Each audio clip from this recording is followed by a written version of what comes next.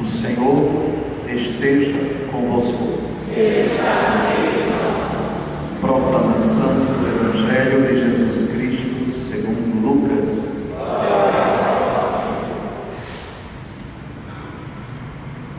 Naquele tempo, quando Jesus se aproximou de Jerusalém e viu a cidade, começou a chorar e disse: se tu também compreendesses hoje o que te pode trazer a paz. Agora, porém, isso está escondido aos teus olhos. Dias virão em que os inimigos farão trincheiras contra ti e te cercarão de todos os lados. Eles esmagarão a ti e a teus filhos e não deixarão em ti pedra sobre pedra, porque tu não reconheceste o tempo em que foste visitado.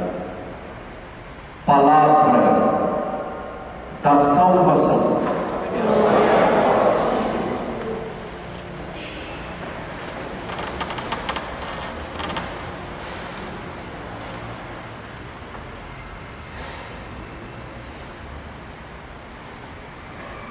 No término do ano litúrgico, estamos na penúltima semana do tempo comum.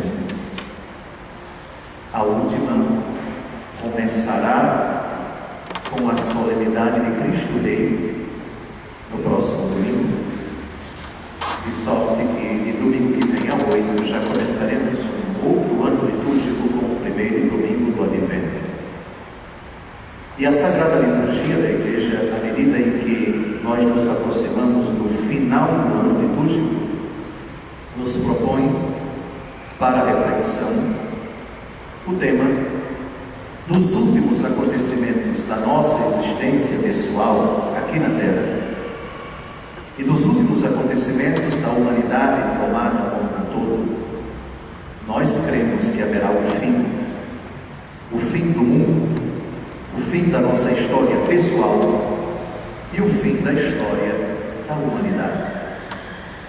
A palavra de Deus diz claramente que o Senhor virá sobre as nuvens com poder e glória para julgar os vivos e os mortos. Diante dele, todo joelho se dobrará, todas as obras ocultas e manifestas serão colocadas diante do Senhor, que retribuirá a cada um de acordo com os seus atos, recompensando aqueles que na hora derradeira se encontrarem, ou se encontrarem, ou vierem a se encontrar em amizade com Ele, com o céu, e tributará aos iníquos, aos maus, aos que na hora derradeira vierem a estar em pecado mortal com o inferno. E as leituras que nós acabamos de ouvir nos situam precisamente neste momento decisivo da história.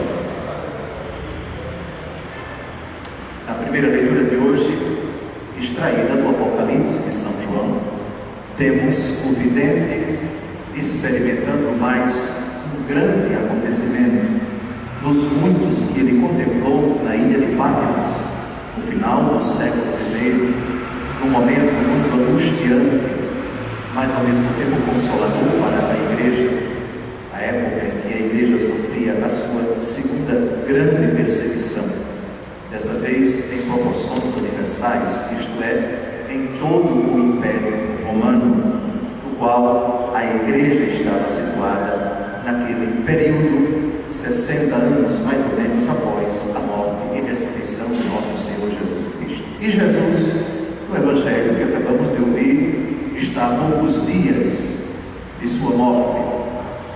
Jesus olha para Jerusalém, a cidade santa, e chora. São João, apóstolo e evangelista, na primeira leitura de hoje, tem uma experiência e chora. E esse é o ponto comum, o fio condutor para compreender as leituras que nós acabamos de ouvir. O futuro que se avizinha, que provoca em nós angústia, uma certa tristeza uma certa ânsia, mas também consolação. São João chora, Jesus chora. Mas São João é consolado, Jesus não. Vamos à primeira leitura de hoje. Primeiro vamos situá-la no seu contexto e depois explicar as muitas imagens que aparecem na leitura primeira. Depois chegaremos ao Evangelho. Porque um certo choro é sempre bom, conveniente. Uma das bem-aventuranças do capítulo 5 do Evangelho segundo Mateus é esta: bem-aventurados os aflitos, porque eles serão consolados. Aflitos. Quer dizer então, Dom José, que nessa bem-aventurança, outra tradução, bem-aventurados os que choram, porque eles serão consolados. Existe um choro bom. Jesus Cristo está aqui legitimando a bondade do sofrimento, a angústia. Angustiar-se é bom. Jesus então estaria aprovando, canonizando o masoquismo, aquela tara humana segundo a qual a pessoa só sente prazer sofrendo. Não é nada disso. Existe um choro bom e um choro ruim. Existe um choro que edifica, que santifica e que purifica, que agrada a Deus, e outro que não. Quando Jesus diz bem-aventurados os que choram, ele se refere a um choro que brota de uma disposição que agrada a Deus. Para compreendermos este choro, é preciso pegar um outro texto da Escritura. Quando Jesus pede para alguém chorar, Jesus carregava a cruz em direção ao Calvário. Acompanhava o nosso Senhor mulheres piedosas de Jerusalém. E Jesus percebeu que elas estavam chorando. Jesus, com a cruz às costas, olha para elas e diz: filhas de Jerusalém, não choreis por mim, chorai por vós mesmas e por vossos filhos. Porque se eles fazem isso com o lenho verde, o que não farão com o lenho seco? Elas estavam chorando, mas um choro que não agradava a Jesus. O choro de dó, o choro de compaixão. Jesus não precisa de nossa dó, Jesus não precisa de nossa compaixão. Por outro lado, o que nós precisamos, Jesus não precisa de absolutamente nada de nós, por favor. Mas nós é que precisamos de um certo choro. Não choreis por mim, chorai por vós mesmas e por vossos filhos. Lucas capítulo 23. O choro que agrada a Deus, o sofrimento que agrada a Deus, é aquele que brota de uma consciência: eu ofendi a Deus, eu me encontro no pecado. A causa do sofrimento de Jesus sou eu, somos nós, pecadores. Não choreis por mim, chorai por vós mesmas e por vossos filhos. Isto é, eu estou sofrendo por causa do pecado, da insanidade, da abominação que vocês cometeram. É um choro que leva o homem a sentir repulsa, nojo, reprovação pelo seu pecado. Isso tem relação com o temor a Deus. Quem teme a Deus o ama, e quem ama não quer ver a pessoa amada sofrendo. E quando percebe que a pessoa amada está sofrendo por causa do seu pecado, ela sente uma tristeza profunda. Eu magoei, eu ofendi ao meu amado.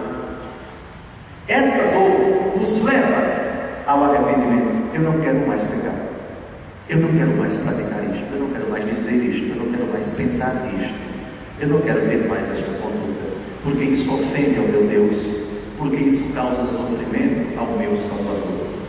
Não choreis por mim, chorai por vós mesmos. Esse é o choro que agrada a Deus. Ou seja, o motivo de tuas lágrimas, o motivo de tua dor, olha que Ele está dentro de ti.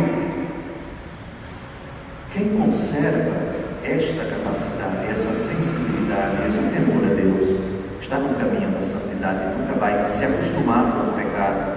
quando ele, pela humana fragilidade, após termos feito o possível para não cair nele, e de fato caímos, essa dor deve reacender no coração o propósito de emenda, o propósito de sincero arrependimento.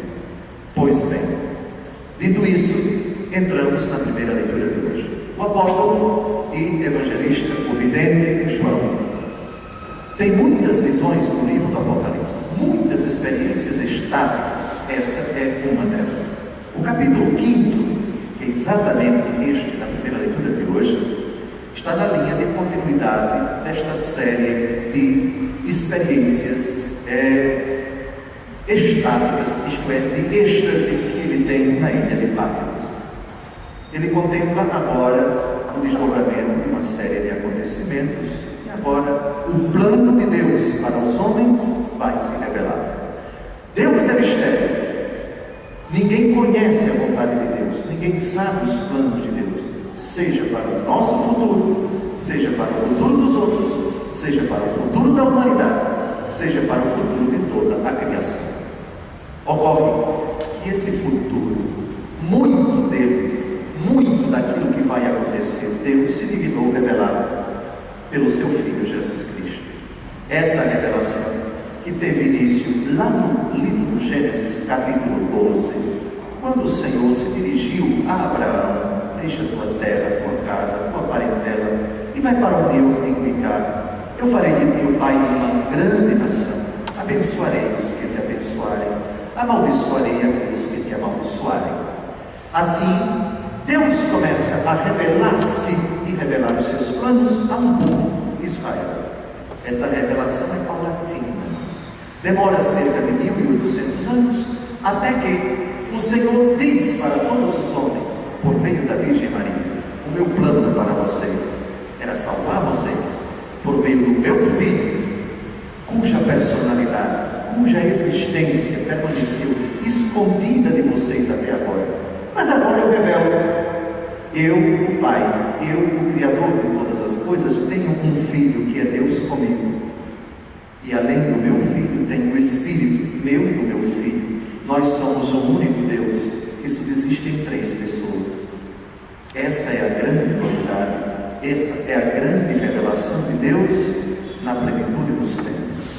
Pois bem, depois dessa revelação, o que ainda falta para nós saber acerca do fim? Essencialmente nada, mas como consequência dessa grande novidade, dessa revelação que atingiu a plenitude na pessoa de Jesus e na obra do seu Espírito, agora, ainda Deus Todo-Poderoso quis, no último livro da Bíblia, revelar detalhes daquilo que ele já substancialmente manifestou em Jesus acerca do fim. Vi um livro na mão direita daquele que estava sentado no trono. É Jesus, o Cordeiro, aquele que vai abrir esse livro que está em sua mão direita. Por que mão direita e não mão esquerda? Porque na mentalidade daquele tempo, sentar-se à direita e pegar à direita supõe uma ideia de dignidade, de nobreza, de eloquência. A mão direita é aquela que gesticula as coisas mais importantes nos grandes ritos litúrgicos, nos grandes ritos dinásticos, isto é, nas solenidades reais. O rei levantava a mão direita, significava alguma coisa. Levantava, porém, a mão direita, era geralmente para condenar, para sentenciar a morte, para reprovar. Tudo tinha um significado. E também a disposição das cadeiras, dos tronos, nas grandes liturgias, nas grandes solenidades reais. O rei se assentava no trono central. À sua direita era a pessoa que tinha o direito de herdar a cadeira central em caso de morte do rei. Por isso nós recitamos no credo que Jesus subiu ao céu e está sentado à direita do Pai.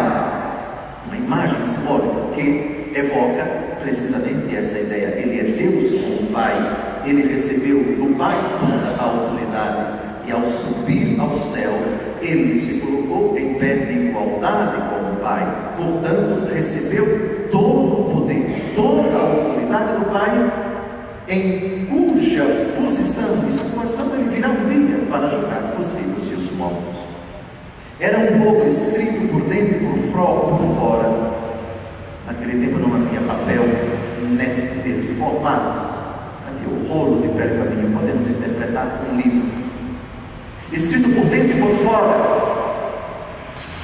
Ou seja, o plano de Deus está repleto de desígnios. A vontade de Deus não se restringe a uma realidade, a uma pessoa, a um momento da história. Sobre todos os homens, todos os acontecimentos. Tudo o que Deus pensa a nosso respeito vai ser revelado paulatinamente. Esse é o tema do capítulo 5, do capítulo 6, do capítulo 7 e do capítulo 8, quando o último selo é aberto e se faz, no versículo 1, um silêncio de meia hora no céu. Toda a criação aguarda o que Deus reservou para nós. Tudo já está nos planos de Deus, desde a criação do mundo. Antes que o mundo fosse criado, todo o querer de Deus para a humanidade já havia sido concebido, já havia sido designado, já havia sido sentenciado. Todavia, permanece um mistério. Estava lacrado com 7 selos. 7, o número da totalidade. Selo, o símbolo do segredo. Uma carta selada é uma carta protegida pelo sigilo, que é até garantido na Constituição. Violar uma correspondência no Brasil é crime. Ninguém pode abrir, senão o destinatário. 7 selos. A vontade de Deus é absolutamente desconhecida para todos os homens. É plenamente 7. É totalmente 7. Desconhecida, selos. Um anjo forte proclamava em voz alta: quem é digno de romper os selos e abrir o livro? Isto é, quem é considerado digno para revelar, conhecer os planos de Deus e dar-nos a conhecer aos homens? Abrir o livro, ou seja, tornar do nosso conhecimento aquilo que havia sido, que era e está escondido, não revelado. Ninguém no céu, nem na terra, nem debaixo da terra era digno de abrir o livro ou de ler o que nele estava escrito. Nessa afirmação, nós já podemos dizer que é absolutamente gratuito, eu diria até ridículo, quando alguém se apresenta diante dos homens para fazer previsões, prognósticos de coisas que dizem respeito ao agir do homem. Há certos prognósticos que nós podemos fazer no final do ano, a respeito da economia, da antropologia, da sociologia, do clima, certas previsões, mas sempre com possibilidade de erro. Agora, aquilo que toca ao agir humano, aquilo que o homem vai fazer graças à sua inteligência e à sua vontade, ninguém pode prever, nenhum embusteiro. E uma das provas do engodo, do embuste desses que fazem previsão: fulano vai fazer isso, fulano vai fazer aquilo, em 2015 vai acontecer isso, fulano vai morrer, fulano vai se casar, fulano vai isso. Conversa fiada. Pergunte a esse fulano: você que conhece o futuro, diga-me os números da Mega Sena, por favor. Você não sabe o que vai acontecer na semana que vem, no ano que vem? Diga-me quais são os números daquele jogo de azar. E por que você não joga e não ganha? Não me cale a boca. Você sabe prever coisa nenhuma. Ninguém no céu nem na terra, nem debaixo da terra, era digno de abrir o livro ou de ler o que nele estava escrito. Aí entra o choro de São João. Eu chorava muito, porque ninguém foi considerado digno de abrir ou de ler o livro. É um choro de apreensão, de expectativa, porque nós cristãos desejamos já. A Bíblia termina assim, o Apocalipse termina assim: Maranata, vem Senhor Jesus. Todos nós ansiamos pela vinda do Senhor, pela consumação da história. Nós desejamos chegar ao termo dessa grande aventura, desse grande sofrimento que nós chamamos na Salve Rainha de valor. vale de lágrimas. Desejamos saber antecipadamente. Gostaríamos de anelar um pouco do futuro para termos esse conforto.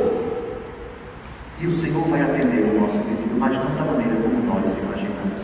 Há certas coisas do futuro que o Senhor determinou que soubéssemos antecipadamente, mas parte, não tudo. E entende-se por quê. Se soubéssemos de absolutamente tudo o que vai acontecer daqui para frente, até o fim da nossa aventura terrena, ou ficaríamos loucos por desespero, ou presunçosos cairíamos no convencimento, na arrogância, na preguiça espiritual. Imaginem vocês, se fosse dado para mim isso, saber que depois da minha morte eu vou para o inferno, qual seria o impacto disso na minha vida? Desespero. Não adianta mais ser santo. Não adianta lutar contra o pecado, se eu já sei que eu vou para o inferno. Agora o oposto. Já imaginaram vocês, se nos fosse dito hoje, fique tranquilo, você vai para o céu, o efeito seria o oposto. Não mais lutaríamos contra as nossas tendências desregradas. Nós relaxaríamos, acostumar-nos-íamos com o pecado. Já que eu vou para o céu, para que lutar contra o pecado? Então eu me entrego a toda sorte de pecados, de depravação. Não chores, um dos anciãos me consolou. O leão da tribo de Judá, o rebento de Davi, isto é, Jesus, seu vencedor, ele pode romper os selos e abrir o livro. Jesus pode nos dar a conhecer, e de fato nos deu pela sua palavra, e nos dá pela Santa Igreja, o plano dele, na medida em que ele considera que convém que nós saibamos agora, seja para evitar a presunção, por nos acharmos desde já salvos, ou o desespero, por nos julgarmos já condenados. De fato, o vinho do Cordeiro estava no centro do trono, não é mais à direita, no meio dos anciãos e dos 4 seres vivos, os seres que representam toda a criação. Os anciãos, que são 24 representantes, 12 da antiga aliança, 12 da nova aliança, estava de pé como que imolado. A figura de Jesus, que morreu e ressuscitou. De pé, ressuscitado. Imolado, ele morreu. Tinha 7 chifres e 7 olhos. 7 chifres, o símbolo da força. O chifre é para certos animais a única parte do corpo que o habilita a enfrentar os adversários. A força do animal que tem chifres consiste precisamente no chifre. A força de Jesus é o seu Espírito Santo, que são os 7 Espíritos de Deus, os 7 olhos. O olho é a parte do corpo que permite enxergar as coisas. 7 chifres, Jesus tem plenos poderes. 7 olhos, Jesus enxerga tudo, Jesus sabe de tudo, Jesus conhece tudo. Que são os 7 Espíritos de Deus, ou seja, o Espírito dos 7 dons.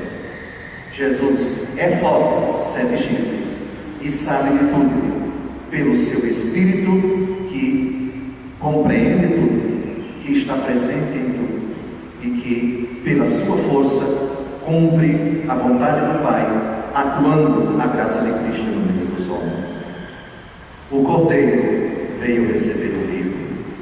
Quando ele recebeu, os 4 seres vivos, isto é, toda a criação, e os 24 anciãos se prostram diante do Cordeiro, o reconhecimento de que a história toda está nas mãos do Senhor, que pode tudo, que conhece tudo, que sabe tudo e que vai agir em tudo. Tinham harpas e taças de ouro cheias de incenso. O Deus que é adorado, que é reconhecido como todo-poderoso, como onisciente, é o Deus que merece a nossa adoração. Por isso a missa aqui na terra é a antecipação dessa liturgia celeste. O que estamos fazendo agora é tocar com as harpas do nosso coração, com nossos joelhos, com nossos ouvidos, Deus, com nossos cantos. E também com taças de ouro cheias de incenso. A taça, aquele receptáculo onde se encontra aquilo que vai ser aspergido, derramado. O incenso, o aroma agradável, que são as orações dos santos no céu. Todos os que se encontram lá estão pedindo constantemente por nós que nos encontramos aqui na terra. Por isso é um erro protestante gravíssimo dizer que nós não precisamos das orações dos irmãos que estão no céu. Ave Maria, cheia de graça, rogai por nós, pecadores, agora e na hora de nossa morte. Amém. Isso é contra a Bíblia. Não é. Constantemente no céu, essas taças cheias de incenso estão sendo apresentadas ao Senhor. São as orações dos santos que dizem: Tu és digno de receber o livro, de abrir seus selos, porque foste imolado, porque com teu sangue adquiriste para Deus homens de toda tribo, raça, povo, nação, e deles fizeste para o nosso Deus um reino de sacerdotes, e eles reinarão sobre a terra. Mas é belo ler o Apocalipse nessa perspectiva. Toda a criação redimida plenamente no céu está em expectativa, aguardando o desfecho da história. Continue em casa a leitura desse capítulo 5 e vocês vão perceber coisas belíssimas. O primeiro selo se abre, aparece um cavaleiro, o cavalo branco, símbolo de Jesus Cristo, símbolo da palavra de Deus. O prelúdio da história da humanidade é Jesus. O começo de tudo é o Senhor. Quem vem à frente não é o mal, não é a desgraça, não é o sofrimento, é o cavaleiro branco. Mas depois vem outros cavalos. Vem um cavalo vermelho, símbolo da guerra. Vem um cavalo preto, símbolo da morte. Vem um cavalo esverdeado, símbolo das chagas, das enfermidades, das doenças, das úlceras, de todas as desgraças que estão em andamento na história da humanidade. Sim, Jesus está presente na história dos homens. Ele é o centro, Ele é o mais importante, Ele detém as chaves da história. Cavaleiro branco, cavalo branco. Mas e os outros cavalos também? Leiam, é belíssimo. Até o capítulo 8, versículo 1, quando o sétimo selo se abre, a história da humanidade com seus dramas, com suas aflições, vai ter um desfecho nas mãos do Senhor da história, aquele que era, aquele que é, aquele que vem, o Todo-Poderoso, com todos os dramas, lágrimas derramadas, angústias e aflições, com tantas guerras, com tantas calamidades. Tudo isso continuará a acontecer até a vinda do Senhor. Mas as chaves da história, o desfecho, o arremate, a palavra final, o fim da história é o Senhor, o vitorioso. Enquanto isso não acontece, chegamos ao Evangelho de hoje. Jesus, no fim de sua vida pública, olha para Jerusalém e chora e reclama. O Deus que vai fazer o arremate da história entrou na história, aquele que está montado no cavalo branco, aquele que aparece depois que o primeiro selo aparece, depois que a primeira parte do segredo que está nesse livro repleto de palavras por dentro e por fora, é o Senhor. O que veio, veio humilde, veio pequeno, veio servo, veio suplicar o nosso consentimento, a nossa aceitação, a nossa adesão, a nossa conversão, mas encontrou uma incrível resistência simbolizada na cidade de Jerusalém. Ah, se tu também compreendesses hoje o que te pode trazer a paz, mas isso está escondido aos teus olhos. O Senhor se espanta com a nossa capacidade de cegueira. Somos capazes, diante das evidências da palavra, dos sacramentos, da igreja, dos acontecimentos da história, quando o Senhor nos fala com uma clareza impressionante, com uma nitidez inquestionável: deixe o pecado, não faça mais isto, esse é o caminho que leva à vida, renuncie à obra das trevas, saia dessa situação. Deus nos fala com uma clareza tão grande, e aqui Ele se lamenta, chorando. Se tu compreendesses hoje o que te pode trazer a paz, Às vezes, amados, a felicidade está em nossas mãos, diante dos nossos olhos. Ou como diríamos lá na minha terra, lá, bem na frente da porronca da venta, do nariz, a felicidade, a salvação, a solução para os nossos problemas, a guinada para a nossa vida. E não aceitamos, e desperdiçamos oportunidades tremendas, e jogamos a felicidade fora, e por bobagem, e por ingenuidade, e por imprudência, por estupidez, por insanidade, por meninice, trocamos Deus pelo demônio, a luz pelas trevas, a vida pela morte. Dias virão em que os inimigos farão trincheiras contra ti e te cercarão de todos os lados, esmagarão a ti e a teus filhos e não deixarão em ti pedra sobre pedra, porque não reconheceste o tempo em que foste visitado. Jesus faz uma profecia de que a cidade de Jerusalém seria completamente transformada em escombros. E sabiam que isso aconteceu no ano 70. O general romano Tito, numa rebelião dos judeus contra o Império Romano, motivou que 2 legiões, 20.000 homens, 20.000 soldados do Império Romano cercassem a cidade, que foi destruída. O templo simplesmente desapareceu. Foi uma tragédia até hoje lembrada pelos judeus. Vocês sabiam porque os judeus têm o hábito de rezar balançando a cabeça? Geralmente perto do muro das lamentações, que é a única parte que sobrou do cumprimento dessa profecia, pedra sobre pedra, pelo que aconteceu exatamente no ano 70. Os judeus rezam pedindo perdão, reconhecendo a Deus que muito pecaram. Concluo essa homilia pedindo a todos para chorar.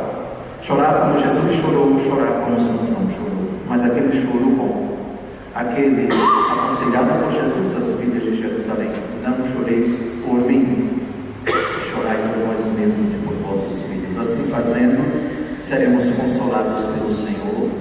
O anjo que foi a João na visão da primeira leitura de hoje virá a nós, respondendo: não chores, porque foi achado digno de abrir os selos o cordeiro que está de pé imolado junto à direita do Pai. Ele virá em breve. Desejo a todos um final de ano marcado por essa convicção. A viva e sadia expectativa de São João Apóstolo e Evangelista na primeira leitura de hoje, e o choro salutar de Nosso Senhor, de decepção pela incrível capacidade do homem de cegar os seus olhos e não enxergar as evidências de Deus que vem à nossa vida, e ao mesmo tempo um propósito sincero de emenda, um desejo radical, autêntico, profundo, completo, de verdadeira